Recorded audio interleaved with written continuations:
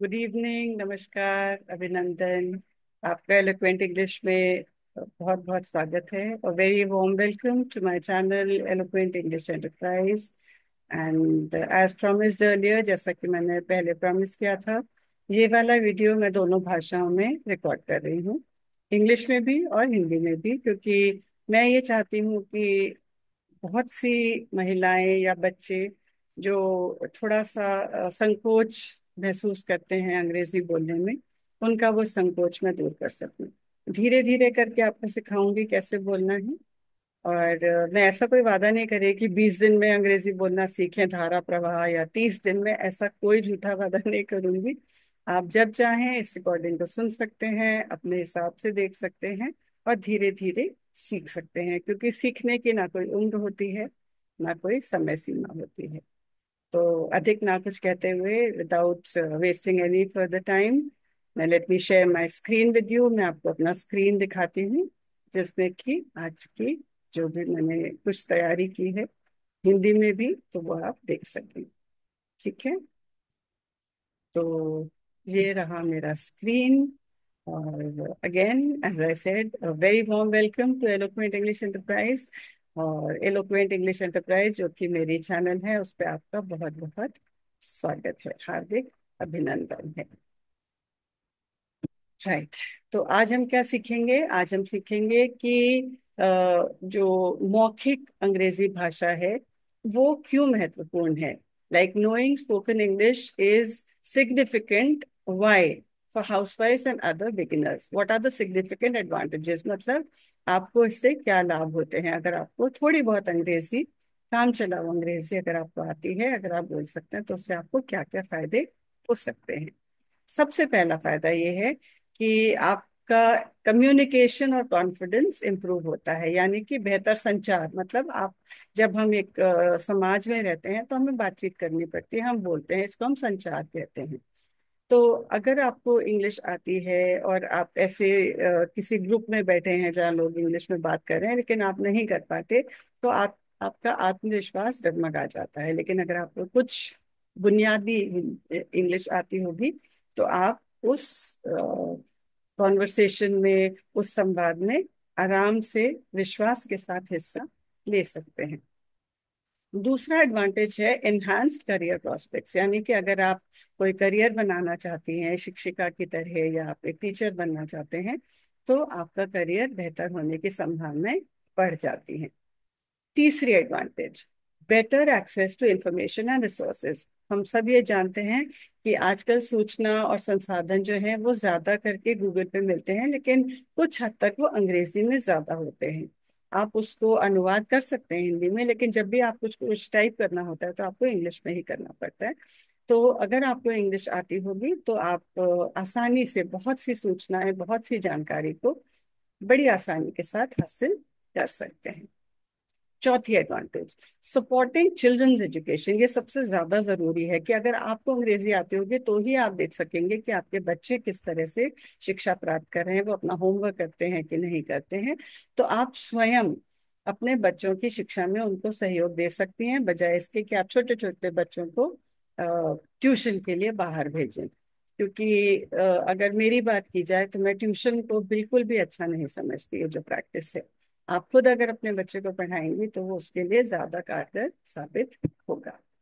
पांचवी एडवांटेज है enhance travel and cultural understanding. जब हम एक समाज में रहते हैं, जब हम एक सोसाइटी में रहते हैं, तो हमें अपनी संस्कृति को भी समझना होता है। तो अगर हम इंग्लिश जानते होंगे या हम थोड़ी बहुत अंग्रेजी की जानकारी रखते होंगे, तो न केवल अपना जो हमारी अपनी संस्कृति है, बल्कि जो बाहर की संस्कृतियां हैं, अलग अलग प्रदेशों की, अलग अलग देशों की, उनको समझना आसान हो जाएगा। इसको सबको मैं डिटेल में आपके साथ बाद में डिस्कस जरूर करूंगी। छठी एडवांटेज है कि ये आपको एक भविष्य में आने वाली अप्रत्याशित चुनौतियों के लिए तैयार करता है। माने it prepares you for unforeseen challenges in the future. मतलब आगे अगर आपके जीवन में, आगामी जीवन में कुछ चुनौतियां आती हैं, जिसका कुछ हद तक ताल्लुक आपकी अंग्रेजी बोलने के मतलब उससे जरूरत से है, तो आप बहुत सी चीजों को आराम से खुद हैंडल कर सकते हैं, ना कि आप हमेशा अपने हस्बैंड का सहारा ढूंढें। बहुत सी चीजों को आप खुद भी टैकल कर सकते हैं, आप खुद भी उनके साथ डील कर सकते हैं। सातवीं एडवांटेज है, it makes you capable of handling different task at home and outside. अगर आपको थोड़ी बहुत बुनियादी अंग्रेजी की जानकारी है तो आप घर पर और बाहर बहुत से अलग अलग कामों को करने के लिए ज्यादा सजग हो सकती हैं और ज्यादा सक्षम हो सकती हैं। तो आप बाहर के अगर काम आपको करने हैं, आपको किसी ऑफिस में जाना है, कोई काम कराना है, आपको फॉर्म भरना है, जो कि अगर ज्यादातर अंग्रेजी में होता है, हिंदी भी होता है लेकिन अंग्रेजी में ही ज्यादातर होते हैं, तो वो आप उन फॉर्म्स को आसानी से भर सकती है। मतलब कुछ जरूरत की चीजें आपको पता होनी चाहिए, अपना नाम, पता, आधार कार्ड नंबर वगैरह वगैरह वगैरह। तो अगर आपको ये सब आता होगा, आप अपने कामों को ज्यादा आसानी से और ज्यादा सक्षम रूप से कर पाएंगे। तो अगर इसको सम अप किया जाए, एक समरी के रूप में अगर कहा जाए, so learning spoken English provides हाउसवाइफ्स with numerous benefits that extend beyond just communication. It can enhance their confidence, career prospects, access to information, ability to support their children, and overall quality of life. और अगर इसको हिंदी में कहूँ तो संक्षेप में, बोली जाने वाली अंग्रेजी सीखने से गृहिणियों को या बिगिनर्स को कई लाभ मिलते हैं, जो सिर्फ संवाद से कहीं बढ़कर है। केवल बोलना ही नहीं, बहुत से आपको इसमें एडवांटेजेस हैं। इससे उनका आत्मविश्वास, यानी कि आपका आत्मविश्वास, करियर की संभावनाएं, बेहतर करियर की संभावनाएं, सूचनाओं तक पहुंच, अपने बच्चों की मदद करने की क्षमता और जीवन को समग्र गुणवत्ता बढ़ाने की जो आपकी कैपेबिलिटी है, जो आपकी एबिलिटी है, वो बढ़ सकती है। तो इसलिए इंग्लिश पढ़ना या जानना, बोली जाने वाली भाषा ज्यादा जरूरी है। तो अगले जो एपिसोड्स में आपके लिए रिकॉर्ड करूंगी उसमें मैं एलिमेंट्री ग्रामर यानी कि प्रारंभिक व्याकरण के साथ डील करूंगी। इसमें क्या करेंगे, धीरे धीरे करेंगे। जैसे कि नाउन्स, संज्ञा, कोई भी नाम, आरती, पूजा, संजय, दिल्ली, गंगा नदी, तो ये जो है ये सब संज्ञाएं हैं।